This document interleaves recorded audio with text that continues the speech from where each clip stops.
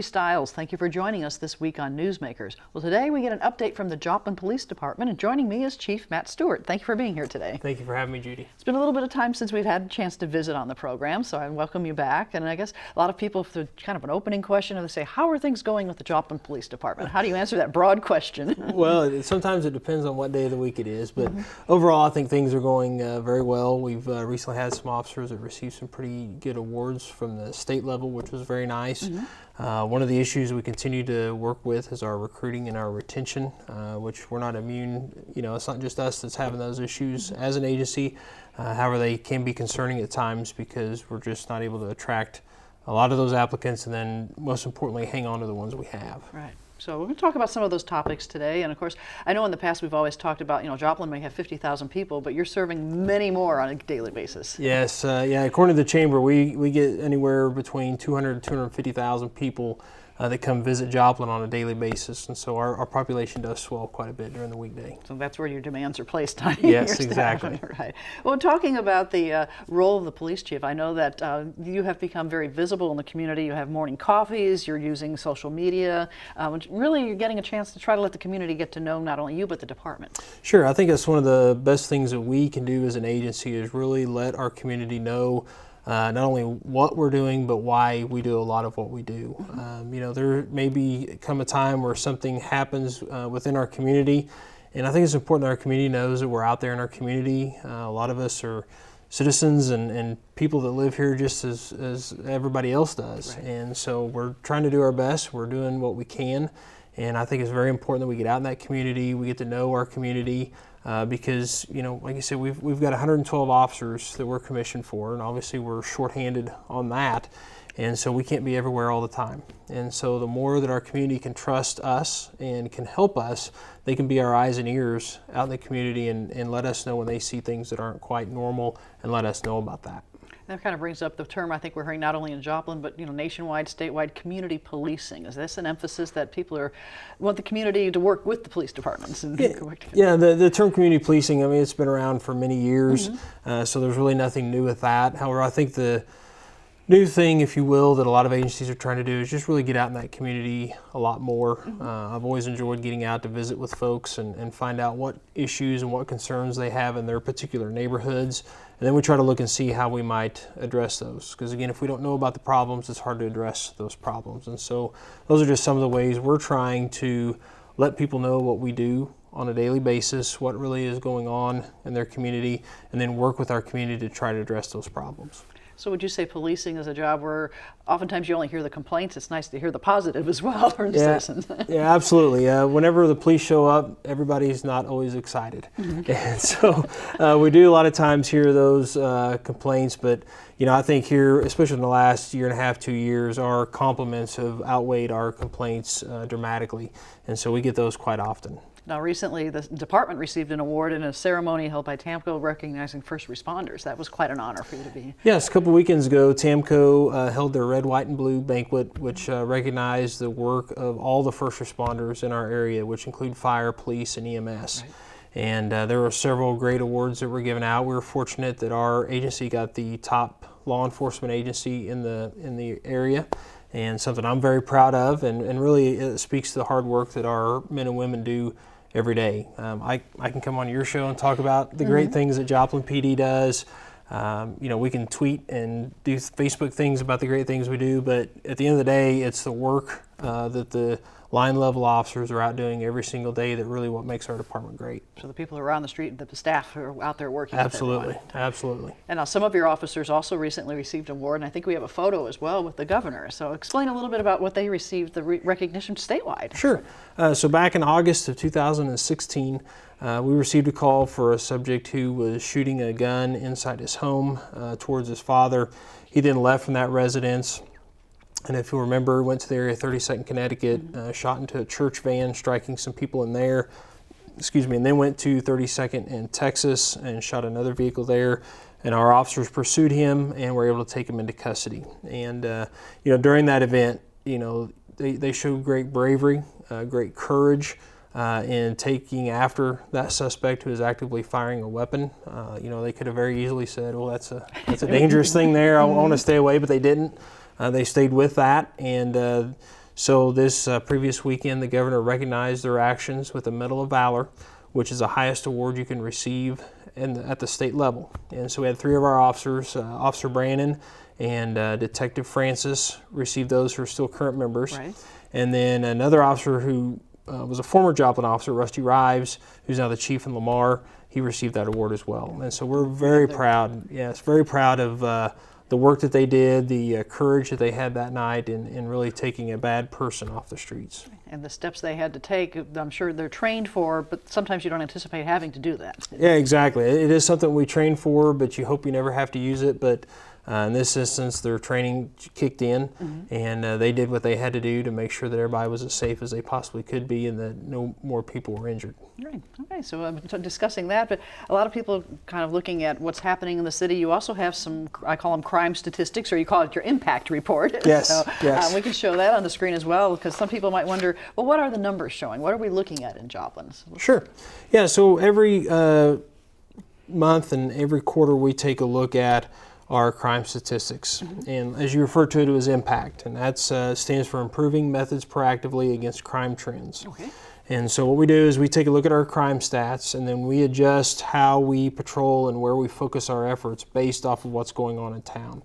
And so each month we'll take a look at not only what crimes are occurring, but more importantly where they are occurring. And so if we see an area of town that has a kind of a cluster of events going on, then what we ask our officers to do is whenever they have their what we call their proactive time, meaning they're not on a call for service, but they have some time where they're looking for criminal activity, that they spend time and focus in that area and get out and talk to citizens that are living in there, seeing what they may be seeing, what they may be hearing, and just contact folks that are out and about. Some of those folks that are out and about may be up to no good. Some of them may just be going out for a walk. But either way, we're able to talk to our citizens and find out what maybe is going on. And so some of the things we've noticed, as you can see, is some of our persons crimes, which are our assaults and robberies, are on the increase. And they're up about 14% for the third quarter of this year as compared to the third quarter of 2016. Now 14% may sound like a large number, but really we're dealing with pretty small numbers, and so it's really an increase of about 52 events, which is still not really good, and we don't want to see those numbers going up. And so we're trying to look at those and address those.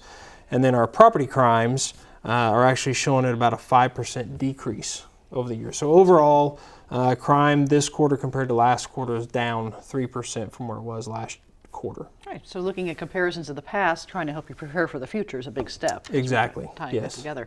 Now you talk about crimes against people. Some people might wonder, well, for instance, assaults up.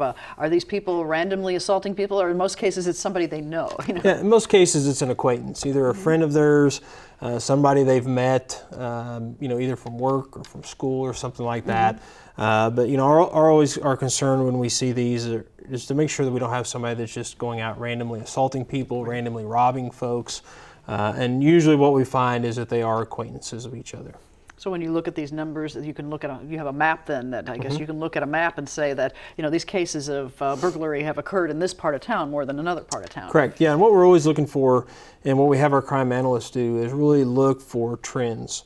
And so if we see a certain area of town where there's quite a few burglaries, we may take a look at those burglaries and see, do we see the same thing being stolen from homes, or do we see the same way of them making entry into the home? And so then if we do see those, we can try to tie those cases together and try to develop maybe 1 or 2 suspects that are maybe doing all those burglaries, and then we can focus our efforts on that. Right. Well, that kind of ties into people's concerns if they were to look at, say, the map showing the parts of town where there's crime. What can they do to protect their property and protect themselves? And that's part of your role as well, as helping citizens learn how to protect themselves. Yes, absolutely. There's a lot of things that people can do to help protect their property. Unfortunately, a lot of our theft from vehicles and vehicle thefts are what I call a crime of opportunity, where people leave their vehicle unlocked, they leave valuables visible inside the car, and people can just come along, open the door, reach in, they know exactly what they're going to get, grab it, and within 30 seconds they're gone. And so had people taken probably 5 seconds to lock their vehicle and to hide their valuables, they may not have been a victim of a crime. That person wouldn't have tried to open the door because they would. Correct. Yeah, I think a lot of time our criminals are looking at this as a risk-reward kind of deal, where they're what amount of risk do they want to put forward to try to get something out of that vehicle? Well, if they can look in there and they can see a purse with money in there, or an iPod or iPhone or computer or something like that, they know they're going to get something. So to them, it's worth risking because they know they're going to get something. Right. However, if all the valuables would be hidden and they look in and see nothing, it may not be worth the risk, and they'll just move on to something else. Well, that sort of ties into the upcoming holiday season. We every year hear about people, they go shopping, they leave all the packages in the car. Yes. Is that, in a sense, kind of inviting somebody to say, what's in that bag? It absolutely is. Yeah, what we recommend is when folks are out shopping, try to put everything you're buying in the trunk. At least take something to cover it up. Don't leave your valuables in there. What we see happen quite often is people just get in a hurry. They're trying to get that next sale. To the next store, I'm going to toss it in the back seat. Yes, and get that next sale. And so they get in a hurry, and they a lot of times I think just forget about what they've got in their vehicle and what they're doing. And so they may leave their keys in there, may leave their phone in the car, may leave all those nice presents that they just bought out there where everybody can see it. And so really, if they just take a little bit of time and hide those valuables, make sure they're locking their vehicle, I think it'll save them some headache in the long run. So if somebody walks by and sees the trunk, and they're not going to be able to see in the trunk, but the back seat's empty, they're going to say, well, let's go to the next car and see what we can find. Yes, and so forth. yes. Now, vehicle theft, I noticed, of course, being down in this percentage as well. Is that also a case of opportunity? Somebody leaves it unlocked, the car's running, that type of thing? Absolutely. And especially as we're getting into the colder time of the year, we'll start to see a lot of folks that are going out before work, starting their vehicle, and they leave it running and leave the car unlocked. Run back in the house, get that cup of coffee and wait. Exactly. And really that's an easy one for our folks that like to steal cars, because all they have to do is look down the road, see which ones have the smoke coming out of the exhaust, and that's their target. And so really, if they can either invest in a remote start system, or just put a heavy coat on and bear the cold until you get to work. But really, those are, again, crimes of opportunity where people are not locking their vehicles and leaving their keys in the vehicles, and it just makes an easy target. And this can happen anywhere around town, even though you may have a map showing these cases have happened anywhere within the city limits. This could happen. Oh, absolutely. Yeah, it's not just at somebody's home, but they go to the convenience store and they want to run in and grab a candy bar or something, and they leave it running out front. Those are just easy targets for people to take advantage of. Working together. So the holiday season being an area, a time of year looking at, crime prevention, as you mentioned, what's coming up, and awareness. People in their homes as well, talking about the burglary aspect. You have presents sitting under the tree. How do people want to protect their homes and property? Sure. Yeah, there's a lot of things people can do to help protect their homes. The first and easy one is lock your doors.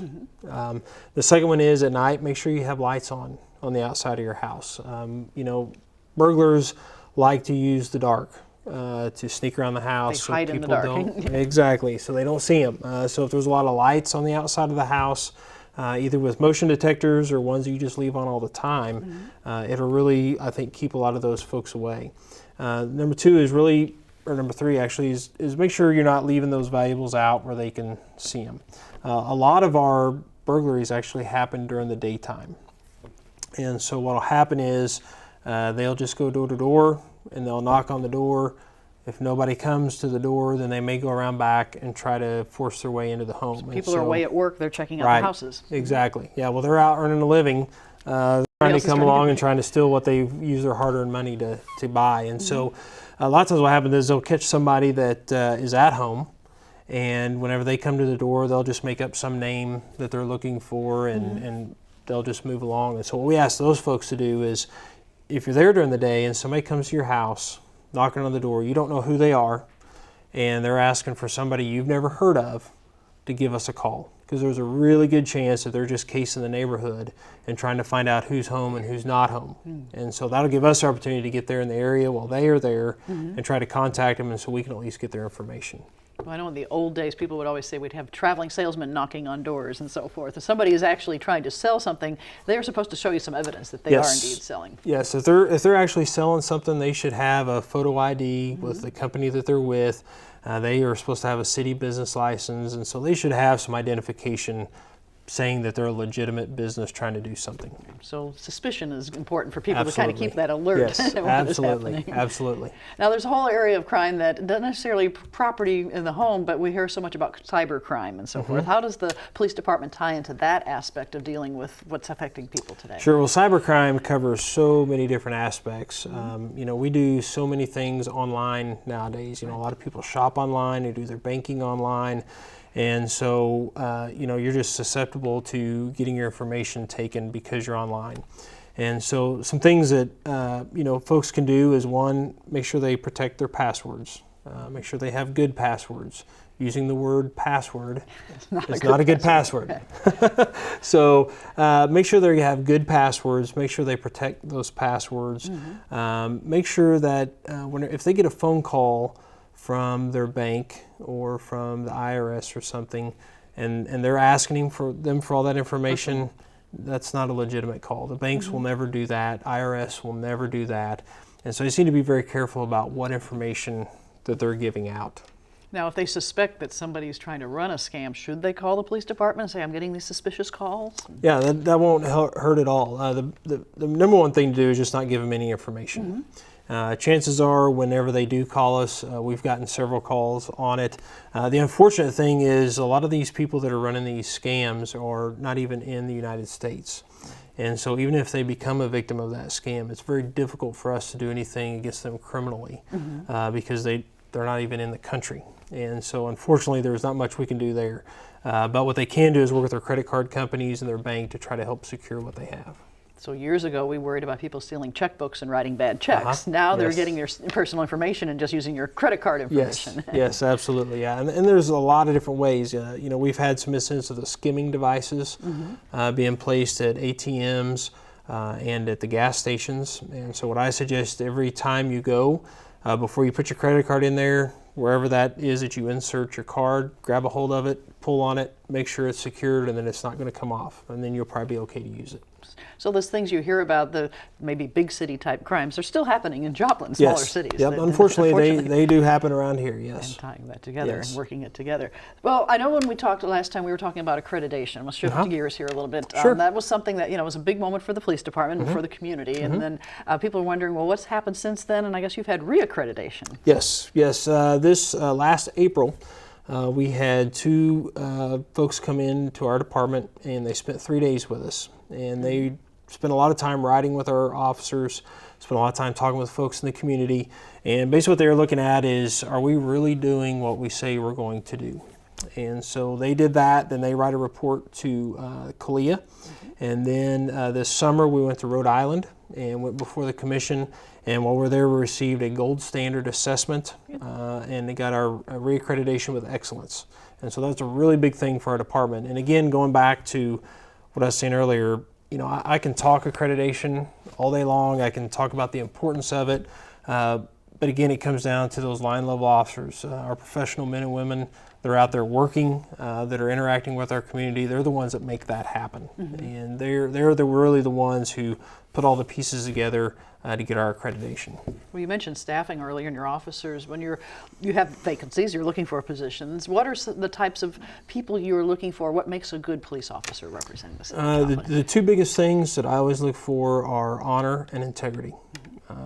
Outside of that, I can teach you how to stop a car. I can teach you how to write a report. I can't teach honor and I can't teach integrity. And so those are some things that you either have or you don't. And so those are the two big things that I always look for. And I always want to see some ways that they've demonstrated that honor and that integrity. Now that doesn't mean that we're looking for the perfect person who's never done anything wrong in their lives, because I don't know that person exists out there, okay? But what we do look for are folks who are going to be honest about those missteps that they've had, that they haven't had any recent criminal activity, and to make sure that they've really got their life on a good track and really are wanting to get in law enforcement for the right reasons. And really, you're serving your community when you're an officer. You're absolutely. That service to your community. Yeah, absolutely. One of the great things, but one of the kind of scary things with law enforcement is the amount of power that an officer has. I mean, we're one of the few groups that can restrict your freedom, which is our number one thing that we have as being of Americans. But we have the power to restrict that. And so we got to be very sure, very confident that we're getting good quality officers for our police department, and that they're restricting that freedom only when needed. Now, I know you are very involved in the community, going to breakfasts, having people invited. Do you encourage your officers beyond the daytime hours of working to also get involved in the community in other aspects as well? Yeah, I encourage them if they've, even if they don't live in Joplin, if they live in Carthage, Seneca, Neosho, anywhere, to be involved in their community, get to know their community and be a part of their community. And obviously if they live in Joplin, to do that as well. Now, the breakfasts or coffees that you have, tell me a little bit about those. That's something that we'll see a little piece in the paper. Maybe this is the Thursday you're going to be at this place and so forth. How have those been going? Yeah, good. This is one of the things I started when I became chief, was doing a coffee with the chief. And it was an opportunity to get out in the community, away from the police department, away from an enforcement setting, and just take a time to sit down, have a cup of coffee, and let folks come in and they can tell about any concerns that they've got in their area. Any questions about the police department, really anything at all. And every month we moved around to different coffee shops around town. Some months we'll get 2 or 3 people there. Some we'll get 5. Some nobody shows up. But what that tells me is that I think our department's headed in the right direction. I think a lot of good things are going on, because if people were going to complain about something, I think they'd be showing up. They'd take advantage of that. Yes, they would take advantage of that. So I think it's been very well received. I've enjoyed getting to meet some people and had some great conversations over the year and a half that I've been here. Right. Now, communicating with the people, you have a website, which we've mentioned your website. That's one means of getting the official information. Sure. Also have a Facebook page. Tell me about that type of social media and Facebook and ways to reach people as well. Sure. So we've had a Facebook page for several years now, and really when we first started it, we used it to communicate about major incidents that have happened. Kind of immediate information. Right, or about events coming up. But obviously as time goes, those things change, and so we really use it more for community engagement and really getting information out to our folks. We started about 6 months ago, about 3 months ago, doing a what we call an incident spotlight. And so every day our PIO, our public information officer, gets on there and just tells about something that happened, usually during the overnight hours or the day before, where we made an arrest. And so those have seemed to have been a real big hit with the community, because again, I think they just have a better understanding of what's going on in our community and really seeing the hard work that our officers are doing. So you can look at a report and just basic facts, but that kind of tells more of the story. Yeah, it tells a little bit more of a story. We give the hashtag of JPD Incident Spotlight, and so folks can just search that and they can look at all the incident spotlights at once. We've also got our Joplin PD Twitter page that we use, and then I've got my own Twitter page for as being the chief that I use quite a bit. So do you find that a lot of people do turn to the Facebook or Twitter when something happens in town? They may, word of mouth, there's a big accident, 7th and Range Line. Well, let's check the Facebook page. Yeah, I see that quite a bit, where people will have an incident going on, and of course everybody is out there on social media talking about it, and it's good when I see folks, because it's just like if somebody were talking and the facts just change. Right. As more people the talk old telephone about it. Game, Yes, change the story. Exactly. And same thing happens on social media.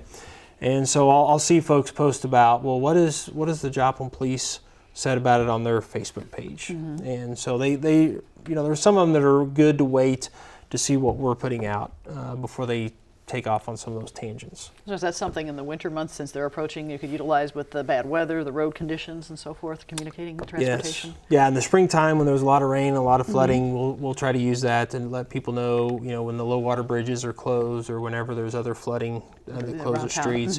But yeah, when it starts snowing and icing, we'll be putting out information about the weather conditions and stuff like that. The road conditions and what they need to look at. Absolutely. Well, I know on your Facebook page we briefly saw the public safety training facility, and I think that's new since we talked last. How has that helped your department in having that type of facility? Well, I'd say we're very fortunate to have that here in our community. As you remember, back in 2006 is when our citizens passed the public safety sales tax. And a part of that tax was to build a public safety training center. And it's a joint center between us and the fire department. It's about 20,000 square feet of training area. Right. And we've got several classroom areas that are out there. We have a defensive tactics room with a mat down so we can do our defensive tactics training. We've got a firearm simulator so we can take our officers out there, do a lot of shoot, don't shoot scenarios, put them through several things of training.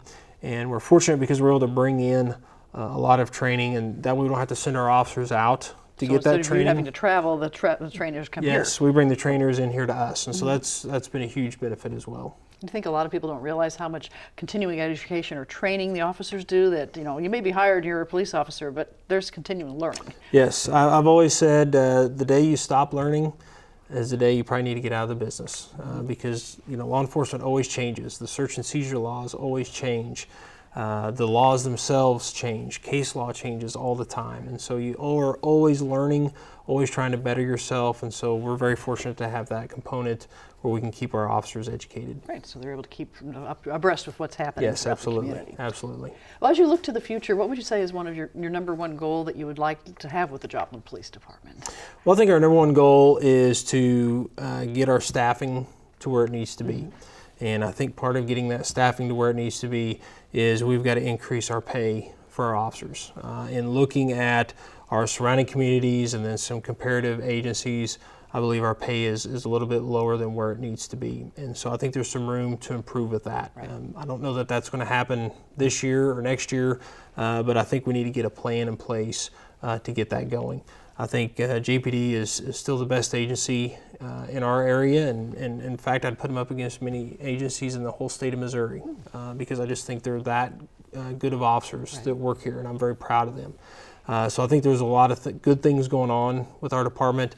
Obviously, just like any department, we always have room for improvement, and we're always looking for that improvement. And so I think my number one goal would be to try to get that pay up there and get our folks paid where they need to be. So not only hiring, but retaining. I mean, you've had a number of officers who get good experience in Joplin and move on. Correct. Yeah, that's one of our downfalls. We'll get an officer, we'll get him here about 5 or 6 years, get him good and trained, and really have them where they need to be, and then they move on to somewhere else. Now some of them move on to a federal agency or a bigger agency, and that's just bettering themselves. Good career move up the ladder. Absolutely, yeah, and I support that and encourage that. The frustrating is when we lose them to an agency that's either lateral to us or smaller than us, because there maybe is less of a workload, but the pay is not that much different. And so that's something I think we need to focus on to get better. Right. Now, if someone who's been watching has questions or they'd like to contact you, follow up, what's the best way for them to reach you or find out from you? There are a number of ways you can get a hold of me. Obviously, the easy one is by phone, which is 623-3131. Right. But they can send us a private message on our Facebook page. They can send us a message on any of our Twitter accounts. They can email us. They can go to our website, and they can find different links there where they can compliment an officer. They can just send me an email from the website. And so there's really a lot of different ways that they can get a hold of us. And you encourage that. You want to hear from people. Yes, just don't break a law to get a hold of us. Right. There's another way. Another way to touch in the police department. There's another way. Well, Chief, I'd like to thank you very much for visiting with us today on the program. Well, Judy, thank you for having me, and I always appreciate getting to come on here. You're welcome. And I'd like to thank you, the viewers, for joining us this week on Newsmakers. I hope you can join us again next week at the same time on the station. I'm Judy Stiles.